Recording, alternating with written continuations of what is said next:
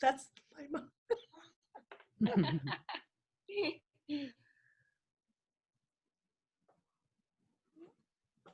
There's Michael.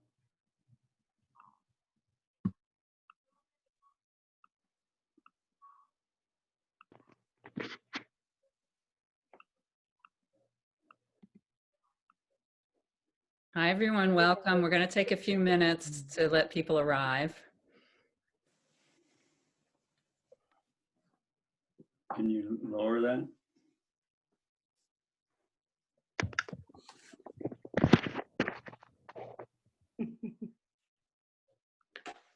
Let's just wait a minute before I do this.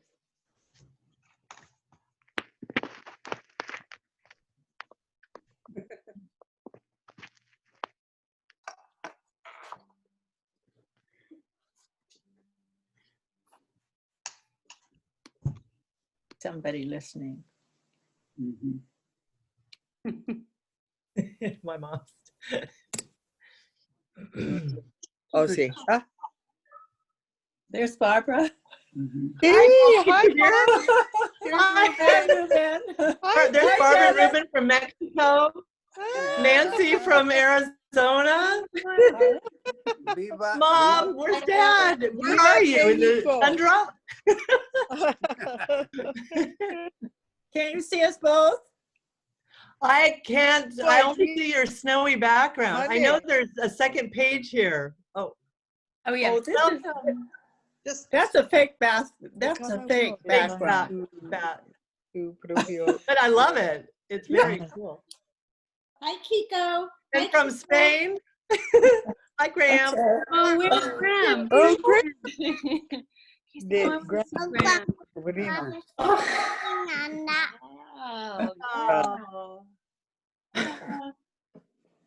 Hi, Jo-Ann. Hi, How are you? I'm good, thank you.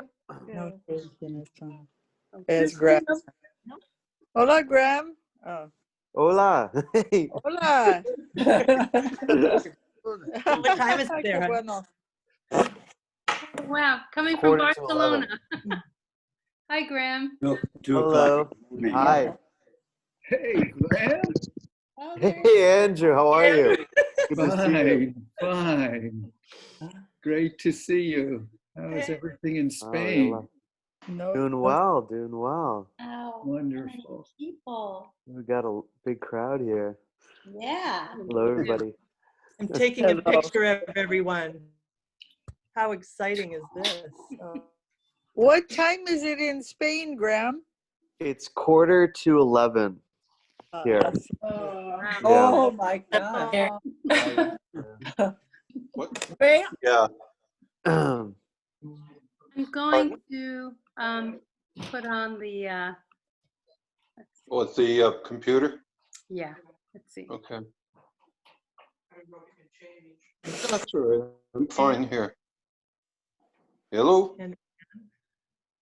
Hello. So, we're going to take a few more minutes to allow everyone who signed up to join us.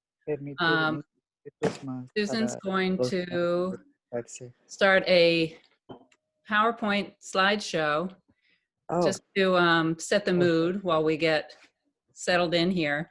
So if you want to hear the person or be able to see the person speaking, if you don't see it now, go up to the top right corner and you need to click on either side-by-side speaker or active speaker. And then the person talking should be framed out. Oh, this is Janet's art. So this is Janet's inspiration and her art. This is Janet's here. See, we love it, Janet. We love everything. Me encanta. Beautiful. So, well, I'll talk after a while, but these are some images that actually dancers, Alvin Ailey dancers, doing their performances via Zoom, because many of the dancers are dancing from home during COVID. Oh. And so I made some of these images happen. Sorry. We love it, Janet. Thank you, Barb. You're welcome. My God, it's gorgeous. All right, and we're gonna.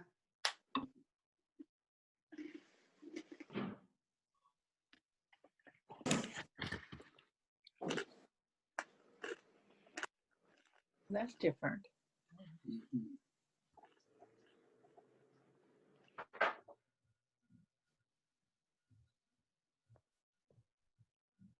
And Janet, do you paint this at home Yes.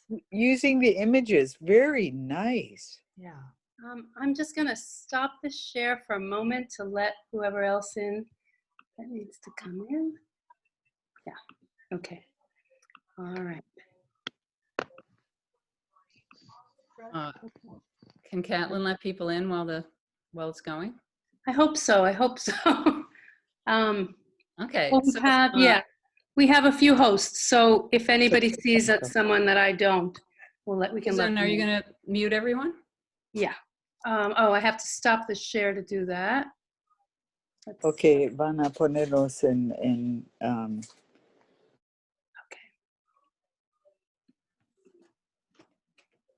Okay. So, hello, and thank you for coming to our 440 Gallery Artist Talk. If you don't know about 440 Gallery, we're an artist-run gallery. We're proud to say we've been at 440 6th Avenue in Park Slope for 15 years. And today we're going to be looking at the work of Janet Pedersen. Her solo show, Step by Step, is in the main gallery through January 3rd. And we'll also be talking with the artists who have work in the project space, Jo-Ann Acey, Leigh Blanchard, Robin Roy, and Amy Weil. And their group show is called Linked.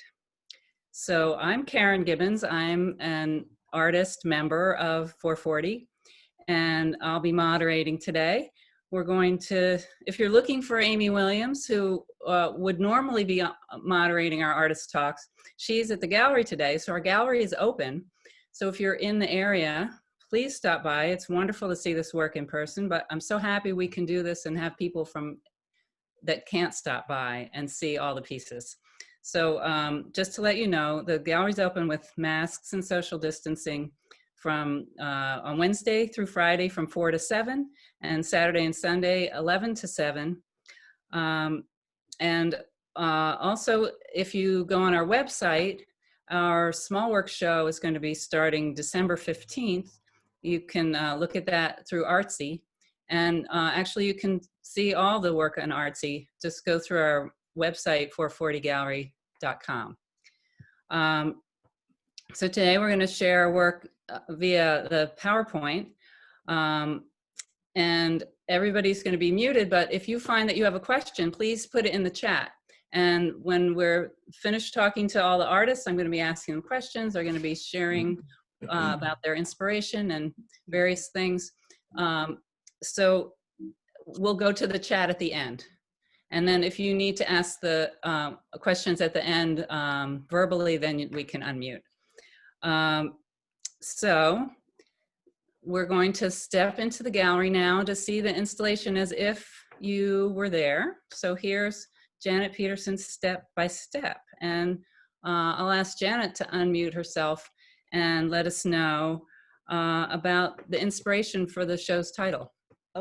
Okay. Thanks, Karen. Thanks, everyone, for joining. I am unmuted, right, Karen? Yes. Yep, I can hear you loud and clear. Okay. Okay, so just kind of imagine that you're walking with me in the gallery. These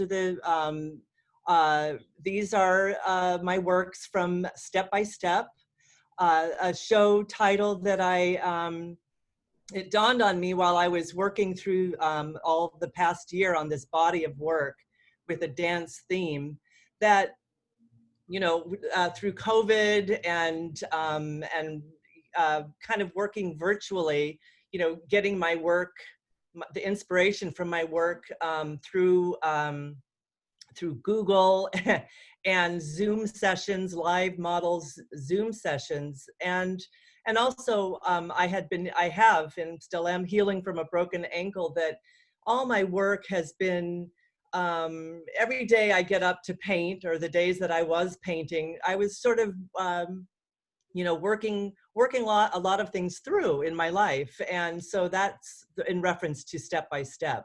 Also the dance reference as well. But slide. Okay, Go to the sorry. next slide, Susan. Thank you. Yes. So these are our 4 walls. We've got, it's an adorable gallery. I'm so proud to be a member. I've been a member for about 3 years, and this is my 2nd solo show. And I do a lot of plein air painting, a lot of landscape, but for this year where we were on lockdown, I decided to pick up my paints and reference the figure again. And I've always loved the idea of painting dancers. I used to dance many, many years ago. I was kind of serious about it too for about 1 year.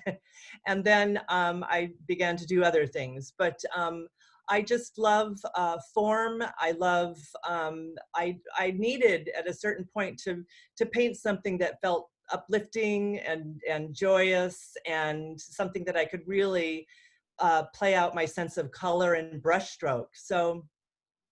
So each painting, I'm like the top one, or well, anyways, this is the 4th wall right here of the gallery, of the front space gallery. And this painting right here, which I call Martha, Matisse, and Me, I'm pulling inspiration from a Martha Graham pose, and also Matisse. I love just pouring through some of his dance paintings. He gets very abstract, and these are all fairly figurative, somewhat representational, but I'm putting my own spin on a lot of these, and sort of inserting my own sense of personality and response to the paint. So, and the 2nd one here is called Tango. This is actually from footage that I picked up in Argentina, where my son was living for a year.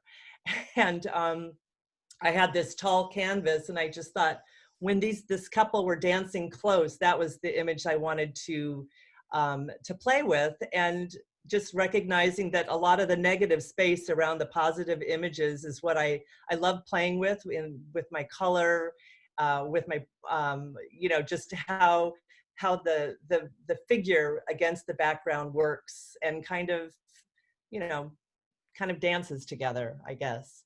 Slide.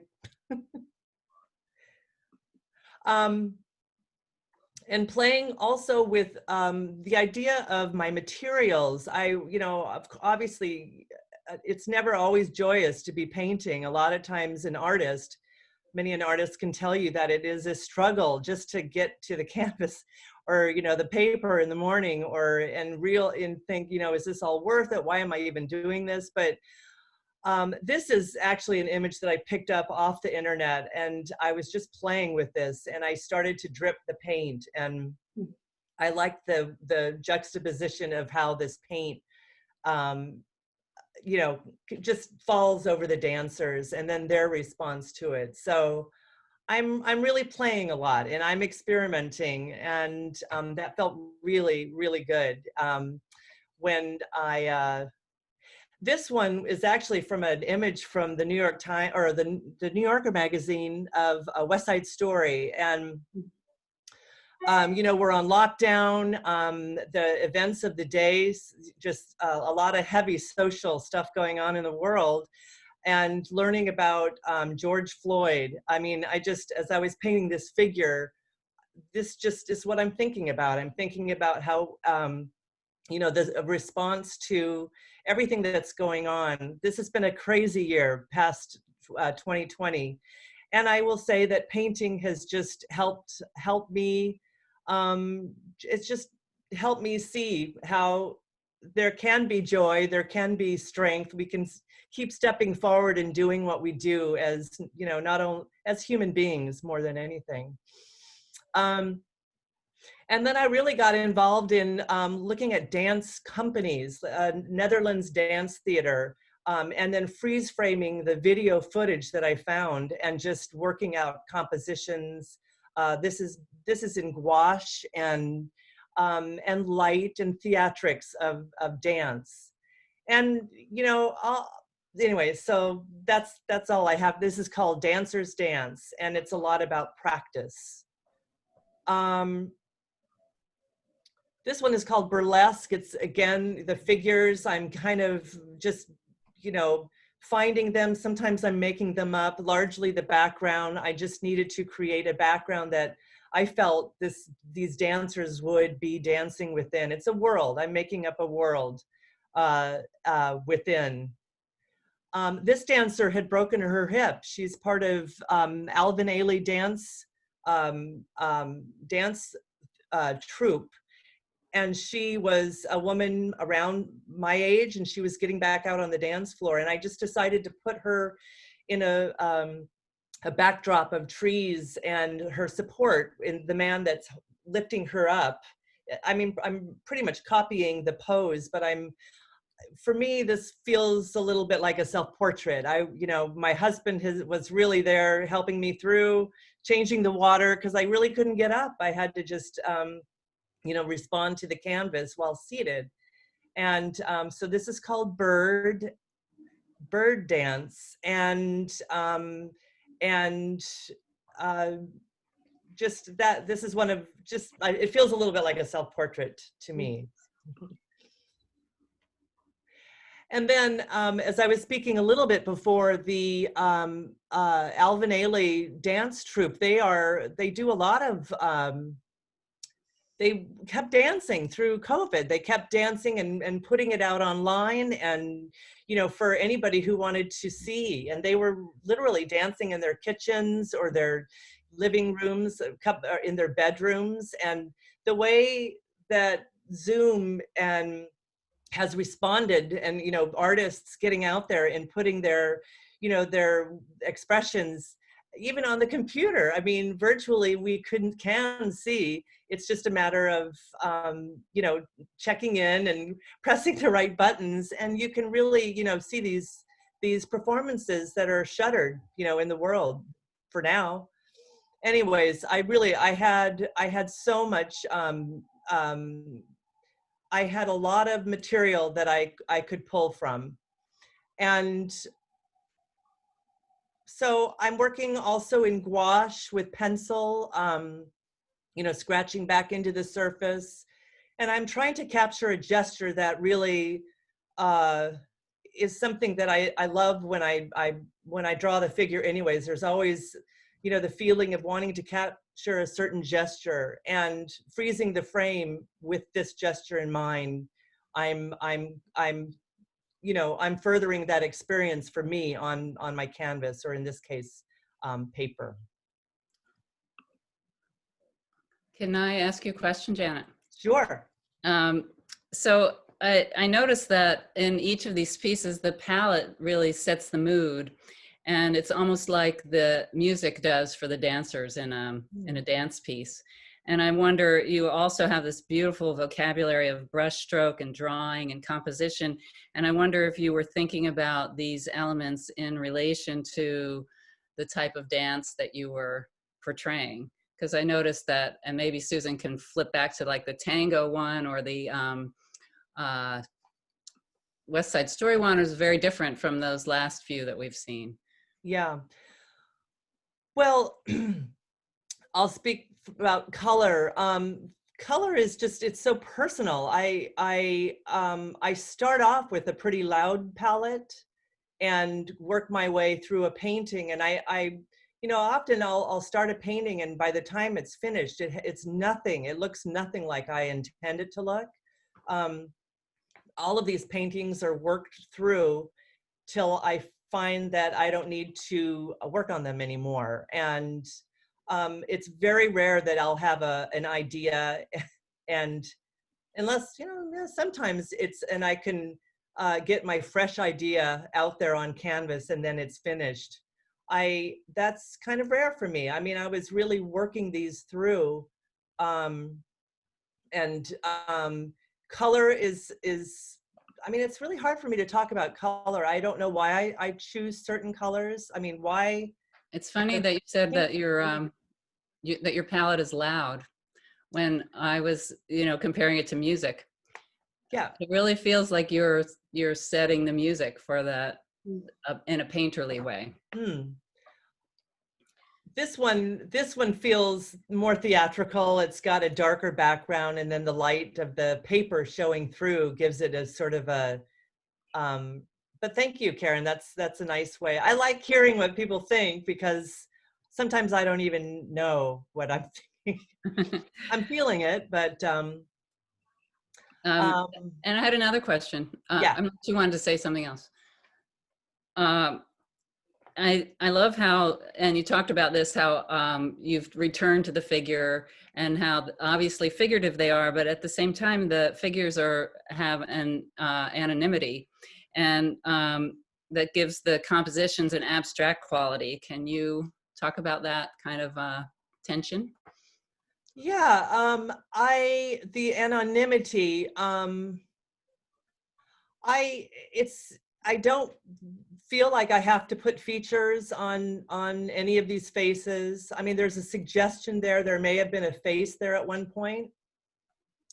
The woman in pink face here, she used to be a bull. The face was a bull. I mean, this is how crazy it gets. And the black line that's kind of coming through her back, that was a horn. I mean, I'm telling you, these paintings change but it has to feel like I'm heading somewhere too. I have been an illustrator for many years where I had to work through faces, and it was kind of a lot of my assignments meant that I had to fulfill a kind of job. And here I am painting more fine art, and I think these are more about movement and pose, probably more about pose and composition than movement, because I think the brushstrokes you'll see the movement, but I just don't feel like I need to furnish with any features or anything. And I'm not sure if I answered your question or not. I don't. However you answer is perfectly wonderful. I think it gives us a little insight into how much your abstract painterly concerns take over when you're creating an image. And there's lovely Janet. And there I am in the gallery, and I guess that kind of gives you a sense of size for these pieces. And yes. And I just got my hair cut there. So. And so I'm also wondering what's next. Will you continue with dancers, or does the series inspire the next thing, the next step? Right. Well, here we are on kind of close to lockdown again. So I plan on working through more dance, but in a different way, and I'll see where that takes me. So beautiful. Thank you so much, Janet. Thank you. Thanks for your questions. So good. And we'll visit the chat at the end. So okay. Stay tuned. Okay. Can't wait. So now in the project space, we have linked Robin Roy, Jo-Ann Acey, Amy Weil, and Leigh Blanchard. So first we'll look at the installation view so you can kind of get an idea of size. I think we have a few installation shots.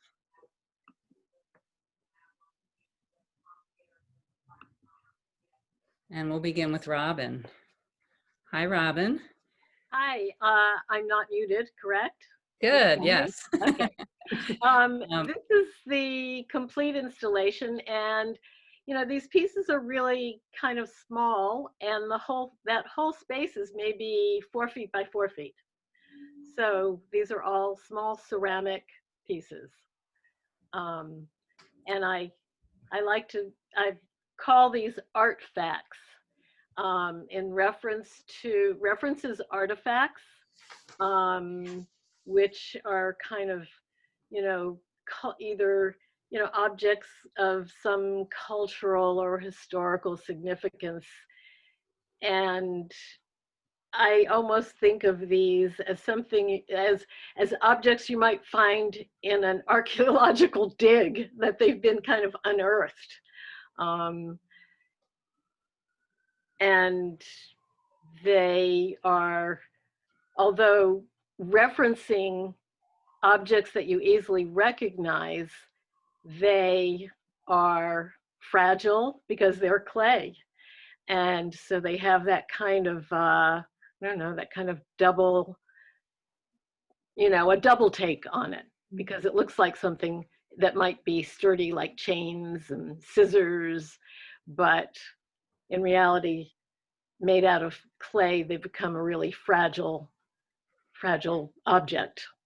And they are, they're covered in pattern. And if you go to the next slide, maybe you can see the detail.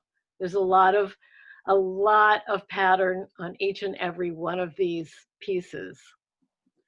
Yeah, so my question is this an independent thread from your 2D work, or did this grow out of how you work in 2 dimensions?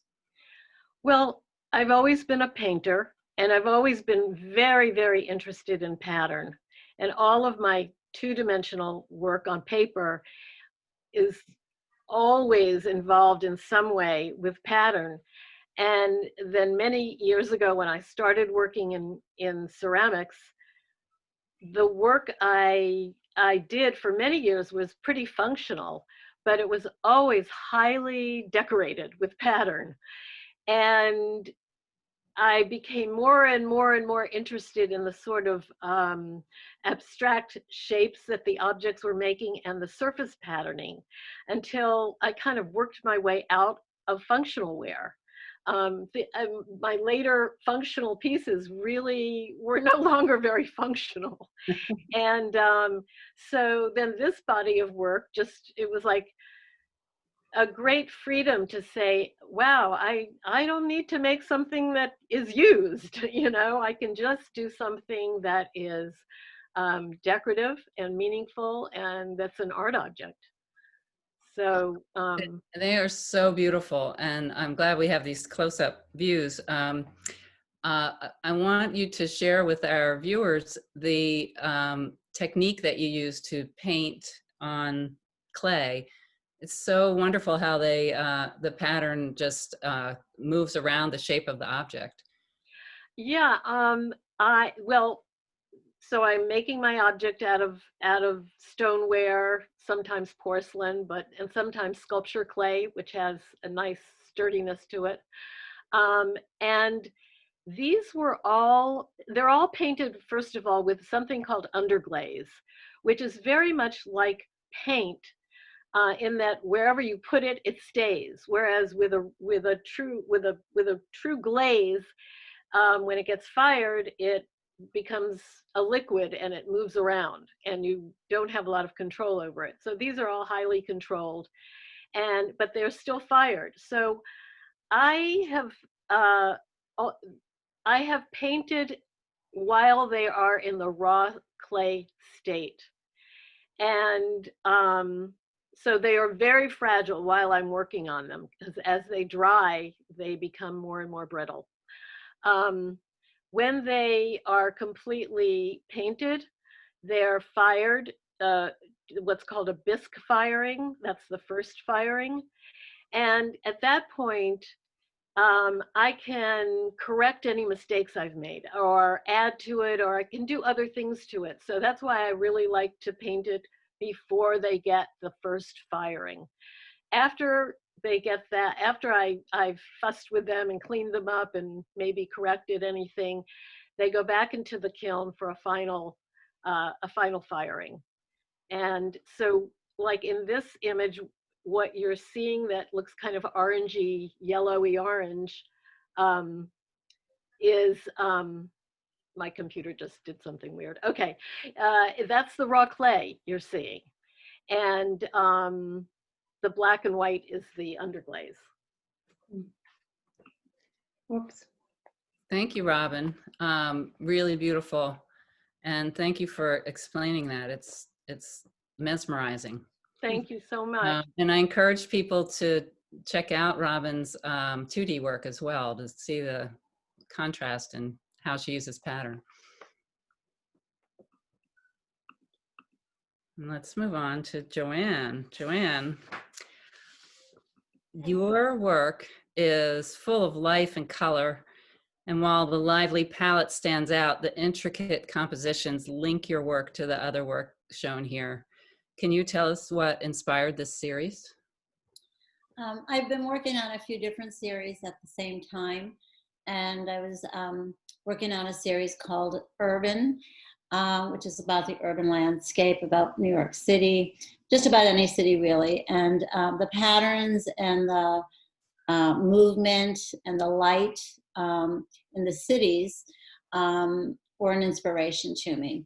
But after having worked on some very large pastel drawings, I wanted to change medium. And I started to do some Sumi ink drawing. And I intended in the beginning for everything to stay black and white because I had been using so much color in the beginning part of the urban series. But then as things moved on, I decided that I was going to add color. And I think there's a communication that you're having with the work itself. So although I was saying I wanted black and white, the work was telling me it wanted color.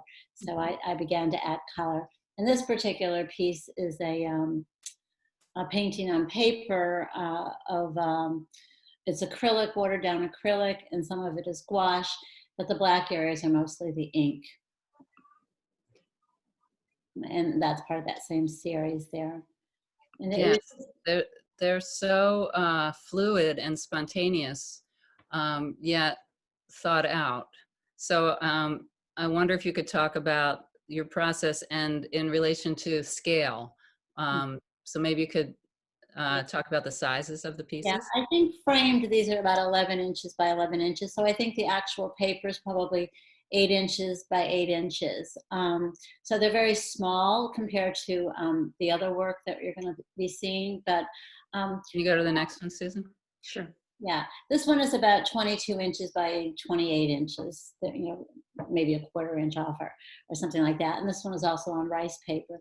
But sometimes I was working very large on the pastel drawings, and I was just looking for a way to step away from that series and use other materials. So I went to the watercolors, the gouache, and to acrylic. But each of these that you're going to see today really were intended to be black and white, very quick Sumi ink drawings. But as I worked on them, I just kept building up. And the nice thing about working with acrylic or gouache is that you can overpaint. So there were many different, the process went on for quite a long time about how they changed. But I really felt like they really had the beat or the rhythm of cities. Even though I don't really consider these part of the original urban series, they do take on a life of city and the busyness and the noisiness of the city. Yeah, I'm so happy that they asked to be color. And I'm struck that, you know, as the density of the composition increases, the mood of it shifts. Like you said, it almost feels like the city's getting more crowded and there's more of a tension. Does that suggest another series, or is that part of this series? Well, I am working on 3 different series right now, and this is one of them. So I do think that it doesn't really matter what you're actually working on and what you go to next, because I hate to use the word linked, but each thing is linked. I mean, everything is a continuation of something that came before it. No matter how much I think that things tend to be different, I think you can always tell that it's still my work. There's just something about the style or the motion of the work that is always there. But yeah, I think they're all part of a pattern of thinking that I've been going through and feeling that I've been going through. I mean, with the COVID, the city sort of shut down and got very quiet, but the city itself, and those of you who live in cities that are continuously under construction, we have buildings going up everywhere, high rises and huge buildings, and there's just this busyness about the city even when people aren't out on the streets so much. But so I'm thinking about what it's like to really be in an urban environment versus out in the countryside or at the seaside. Yeah. Well, I'd be interested to see what comes next. Thank you, Jo-Ann. Well, thank you.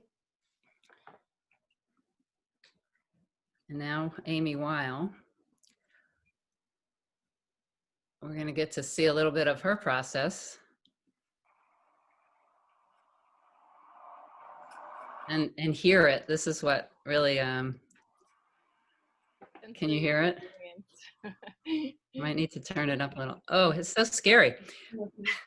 So, Amy, these intriguing pieces seem to be filled with destruction. I keep thinking burning down the house type thoughts, but then they have this really lovely control as well. Can you talk about your intention using actual burnt marks on paper? Yeah. Can you hear me? Yeah. So I've been thinking a lot about materials and why I use materials. And I really was drawn to paper because paper has such a fragility to it. And I wanted to sort of bring that fragility and like sensitive material and actually burn it and make drawings out of it with the tool of the torch. Instead of just using the torch to fuse my pigments, I really wanted to use the torch in a different way to actually burn into this very fragile paper and kind of wound it. And there is a destructive element to it. And because to me, it's like skin, you know, it's sort of a metaphor of the human condition, I guess. Like it's just very much about, like we get these wounds, and then we carry them with us. And then I would put the paper in wax, like I would soak it into the encaustic medium, which would seal those wounds in a way. So I was very interested in kind of preserving this, you know, these burn marks, and then keeping the grid and keeping the circle at the same time. Yeah, so there's this element of restraint and also like kind of organizing our wounds is an interesting thought. Yeah. And also you use threads and stitching along with the wax infused paper, and it's very evocative. And I wonder if you could speak about that element and also in relation to scale. I was wondering if you have different thread thicknesses according to what size you're. Yeah, I do. I use it's like a waxy thread. It's a little bit thicker for this piece, and then some of the other pieces I'll use a finer thread. But yeah, I like the black against this sort of creamy, cool whites and warm whites and the kind of greenish color. But I really loved how this one I soaked the entire thing in wax, so it got this beautiful transparency. And I love how the stitching, which to me is also like mending or suturing, so it has that quality to it.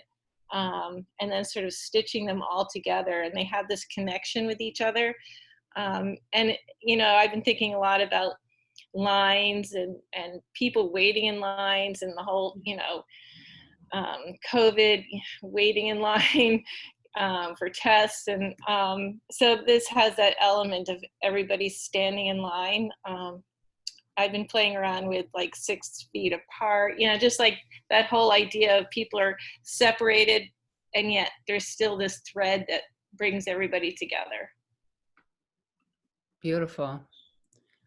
Yeah, so there's this, through the thread ones and the burnt ones, there's this delicate balance of the elements. And I just wonder if you could talk about how you keep it fresh. Even though there's layers and so many elements in this, there's paint, there's burning, there's thread, there's paper, there's background, there's encaustic, but it looks so purposeful and fresh. Well, I think the grid helps with that and keeping it up, like having chaos within each of those grids, like just burning in or doing whatever I do, but then keeping the grid very simple and just, I don't know. Yeah, and keeping it spontaneous as well, like not really overworking. Like each piece is its own little story, and it just happens. Like I let whatever happen. So would you rearrange this for a different story before you adhere them all down, or well, I arrange by tonality and make sure that there's a movement and rhythm to the totality of the piece. So if it feels right to me, then that's when I start to stitch them onto the paper. And this just felt like it had a nice rhythm to it. And can you just talk about the size? Like how big are each of the squares? The squares are 4 by 4 and the total piece is 20 by 24, I think. Yeah, 20 by 24. Thank you, Amy. So excited to see where this goes next. Thank you, Karen. And now last but not least, Leigh Blanchard. So Leigh, these mysterious compositions connect to the other works here through palette, line, and what's really impressive to me is that every artist has this sense of the mastery of the material. Your material is unusual. Can you talk about the process here? Sure, yeah. So I guess I would say that have always been interested in using different types of technology and kind of exploring that through my process. I particularly like if I come across like a flaw or kind of a glitch in a way. And so that's what I came across with here. These works started using a software that, in one way of using it is like you would input a black and white image and the software would make it colorized. So it would use it would use technology to basically say, like, I think this is that subject matter, this is that, what would be the most likely color for it, and it would input the colors and make it color for you. So that's just one example of what an image-to-image translation software can look like. And you're I would using the software and making choices to kind of fool the software, and then you're printing out these blush images exactly on yeah your printer.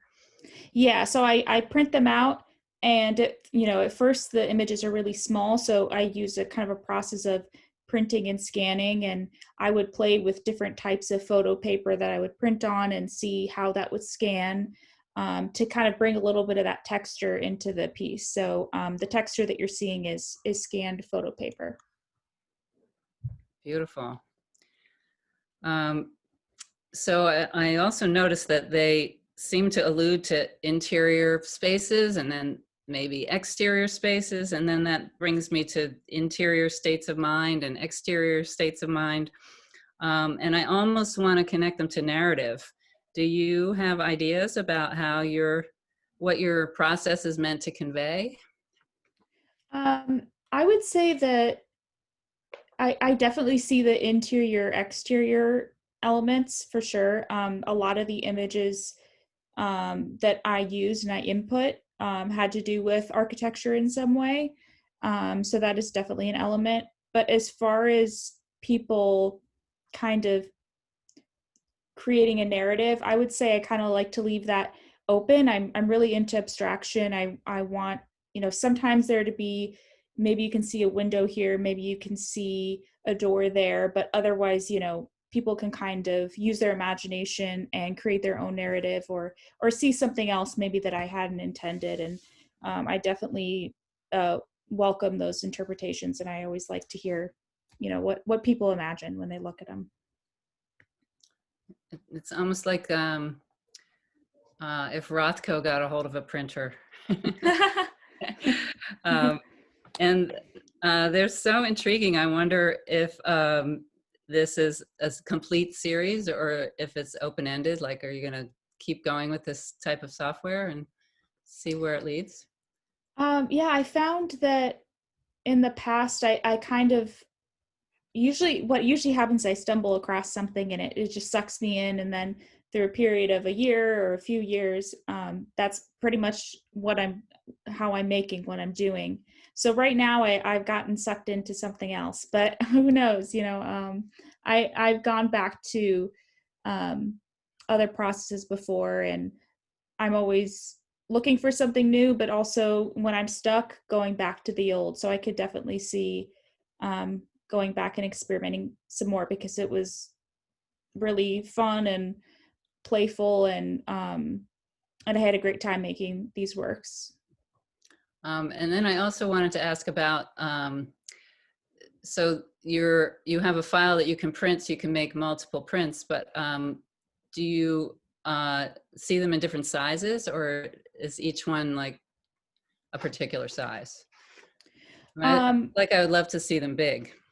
Yeah, so some of these have been printed larger. I've printed them at 36 by 36 inches. The ones that are in the gallery now are 11 by 11 inches, so much smaller. And I found that each piece works well in a sort of range of sizes, but it couldn't go too big. Otherwise, that nice texture that I was trying to get with the photo paper kind of turns a little grainy once it gets too big, and it looks a little sharper and less soft and velvety than I was kind of going for. So yeah, there is a range of sizes, but it's about to the, you know, 11 to 36 by 36 was the sweet spot for me. Beautiful. Thank you so much. Yeah, thank you. And congratulations to all the artists. I'm really curious about the chat now. I haven't looked at it at all. There's 19 things in the chat. So let's see if we have some questions.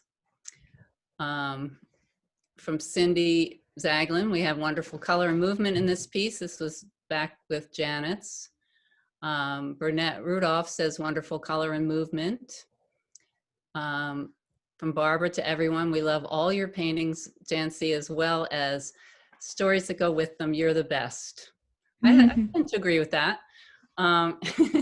Each piece is stunning. Catherine Acey, Amy Weil was wondered if this is Amy Weil for Janet. Are you inspired by David Park? Oh, well, I definitely love David Park's work, and all of the figurative Bay Area artists. Who asked that question? That was Amy Weil. Oh, Amy Weil, yeah. He's definitely the source as far as I'm concerned. yeah, because I love the richness of your colors, and some of them that are backlit, it made me think of him, and I was just curious if he was in your, you know, repertoire. If he wasn't directly there, he was right there. He's definitely in there. He's standing behind your shoulder. Right. Thank you for the comparison. He's such an inspiration. Yeah, he's one of my favorites. So Ellen Schuss says the compositions are extraordinary and complex. Amanda Kavanaugh says lovely show, Janet. Thanks. Ellen Larson says, Ellen. I finally got into the meeting halfway, but there you are, beautiful cousin Janet, and as always, your work inspires, and it's just lovely. I love the color. Ellen is, by the way, I come from a whole family of artists. I mean, wonderful. Everyone in my family, we all paint. My mom, my dad, I don't know if my dad is there. Mom, is Dad next to you? You need to unmute if you want to. Unmute, Mom. Yeah, he left about 5 minutes ago, and he plans to come back. And I'm sorry he's not here for this part of it. But I'm singing your praises right now. You and Barbara, who had to leave, but also my cousin Ellen, and who's a painter. Where are you, Ellen? I see Nancy, who's an actress and a teacher and an artist. And anyways, but and I have my other sister Lisa, who's not here. She's a wonderful artist too. So wow, all of you. Family is full of inspiration. Yeah, we kind of feed off of each other. Actually, we're always sharing what we're doing, and it was a nice upbringing, because we're always sort of given, here's a pen, go off and draw something. How wonderful. Yeah. So inspiring. It's so terrific. Thank you. So now we can ask more questions by unmuting, but I just want to get through and make sure there's no lurking questions here that we skip over. So Amy Weil says, so great. Alan Barafman says, do you photograph your work at various stages to show, for example, how the suggestion of an animal head might become replaced by the suggestion of a human head? I believe that's for Janet, because you talked about your bull head. How the human head had started out as a human head and then became an animal. For some reason, it was just my mood. And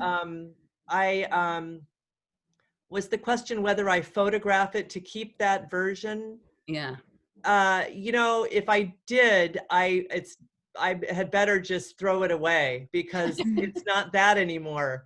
So I move forward, and the final painting is what it is, even though it's got many layers of what it was. And those photographs of what they were, they're not even anything. So I just throw them away. Well, they're a nice record to see where you've been. That's true. That's true. So now I think we're on to Robin. Catherine Acey says, so unique and beautiful, Robin. Amy Weil says, really beautiful. Cindy Zaglin says, I love this series, Amy. So now we're on to Amy. What was the inspiration for it? I find it very engrossing. I can't seem to look away from it. I think you're muted, Amy. Oh, am I mute? No, there you go. Yeah, what was my inspiration? I think it really was just about talking about the idea of things being very fragile, but at the same time, like there's still a strength with paper, and just playing around with keeping the grid, but playing with what you can do with a torch that's different from the normal way you use a torch.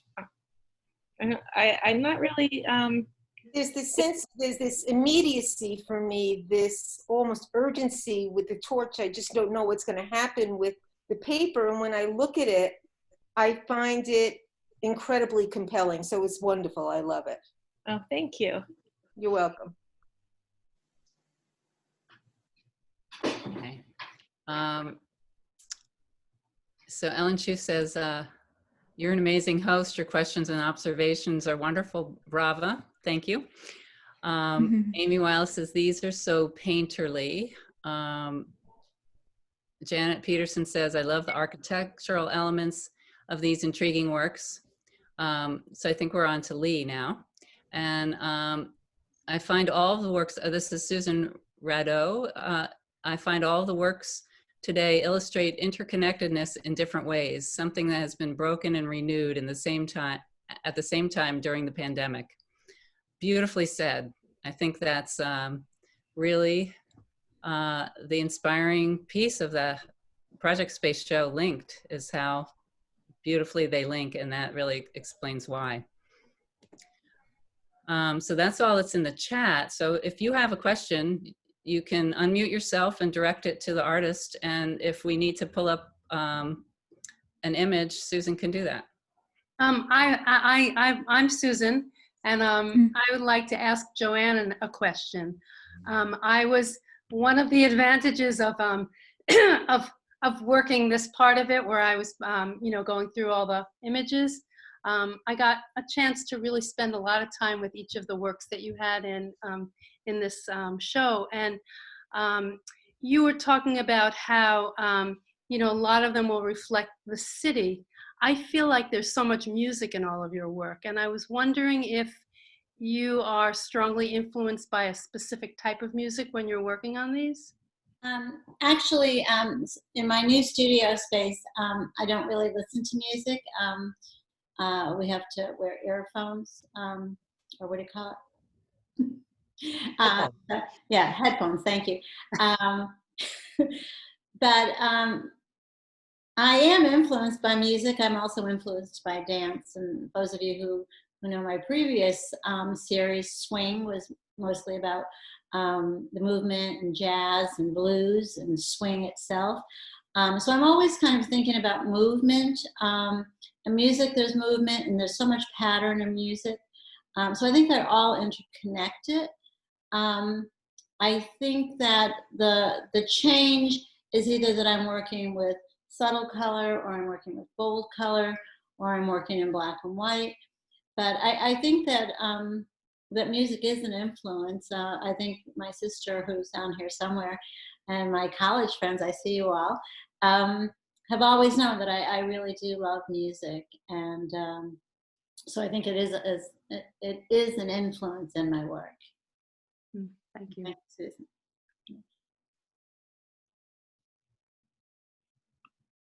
Are we still unmuted? Yes. Okay, I'm Janet's mom.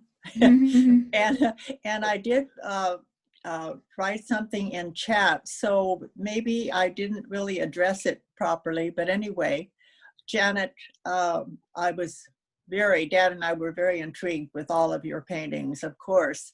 And I want to know if you're painting on canvas, and or are you painting on board? And about the size of the paintings themselves. The poses are wonderful. They're very athletic. Oh, thanks, Mom. Yeah, I needed that. I was rooted with my broken ankle, so painting athletics was really, that was very uplifting. They are on canvas. They're on stretched canvas, and the sizes vary, but they're, maybe about 3 by 2 feet. And the works on paper are smaller. I really love working on paper.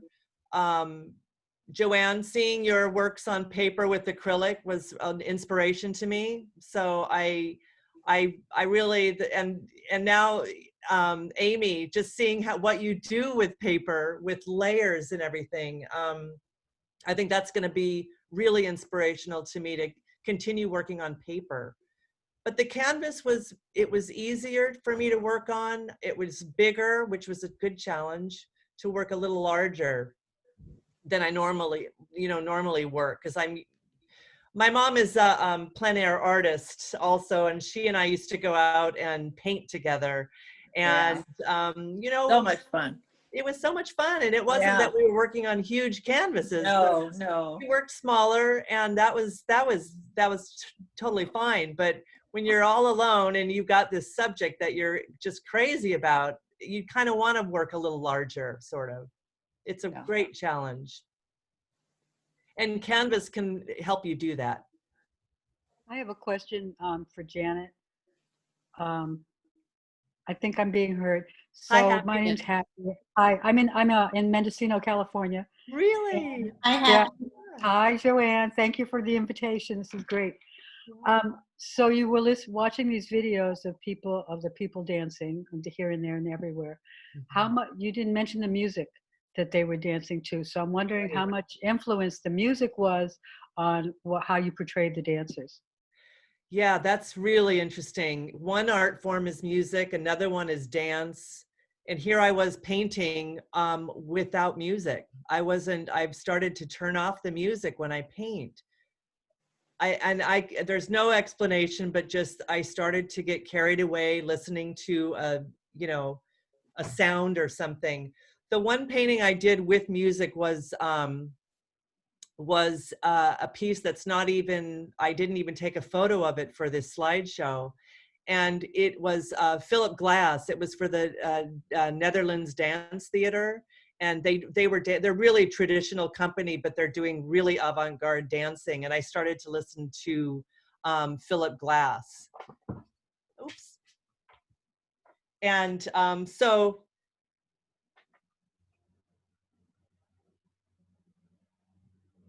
I used to listen to music all the time when I painted, and I just have found it's easier to focus and listen to what the painting needs without having music.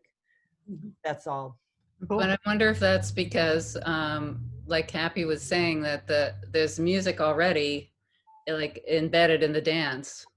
So you don't want to contradict it with listening to something different than what the dancers are dancing to. Right. That, and also music changes, you know, and it could really influence a painting. If I were listening to, like, let's just say I'm just Joni Mitchell or something, it would be a different painting probably.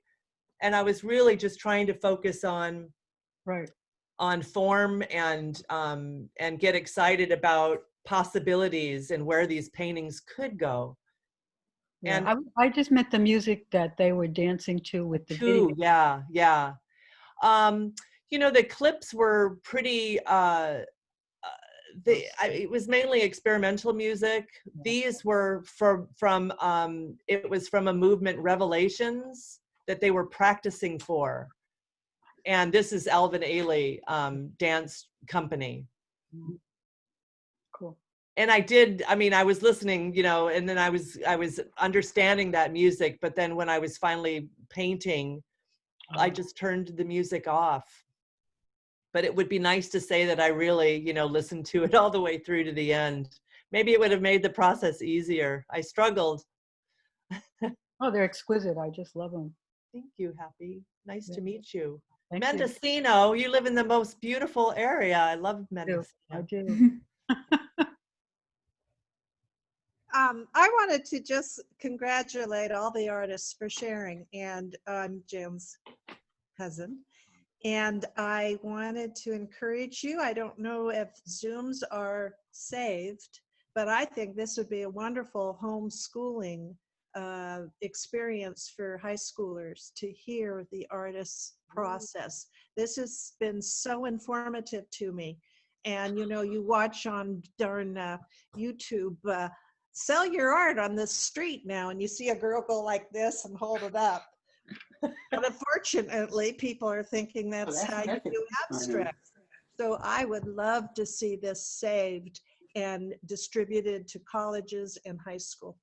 Wow, Nancy, great idea. Thanks. If people would, yeah. Do you know how to do that? Do you know how to save it? Did we tape it, or do we re-record it? Yeah. Being recorded. It'll need some editing. But. Yeah. We have great editors and technical support in the gallery. Jo-Ann will take care of that. Yeah. To see if I'm still on.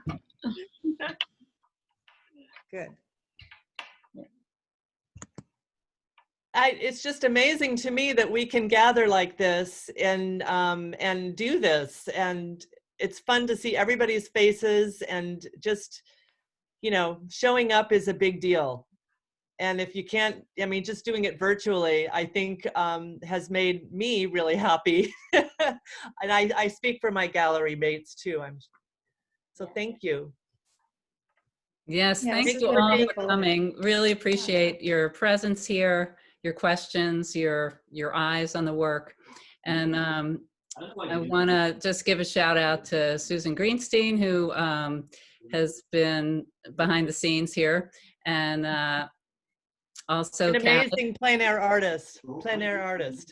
So Catlin Miller has been helping out behind the scenes. So this is our first time not relying on Amy to do our artist talks. So we're going to continue in this way, and I hope you'll join us next time. The next artist we'll be having an artist talk with is Ellen Chus. Hi, Ellen. And Hi, Ellen. Shout out to Ellen. And I'm not sure who's in the project space, but it'll be another 3 artists. And I would just like to thank everybody for taking the time to put this together. And also for all of you that joined us today. I just would like to raise a glass. If you have a glass, please raise it. And I would say happy holidays, stay safe, stay healthy, and enjoy the holiday season in any way you can. We're all very lucky. Thank you. I just wanted to add on to that beautiful toast. I just think that one of you've all brightened up my Sunday, because I loved hearing about the work and the way you talked about it, all of you. And I loved all the questions. Everybody came with a full heart. Thank you all. Thank you. Thank you, everybody. Thanks, everyone. Thank you. Thank you. Cheers. Happy holidays, everyone. Yeah. Thank you. It was terrific. See you in the new year. Fresh start. Yeah. 2021. Here we all be 21. Yes. Pushed in space together. Breathing on each other. Eventually. Happy to be here from Syracuse. Hey, Donna. My roommate from college. Great. I really enjoyed it. Thank you. I see all of you there. Don't I was checking the boxes. It's awesome. It was wonderful. Thank you. Thank you. Thank you. I love you for coming. Thanks, everybody. Thank you so much.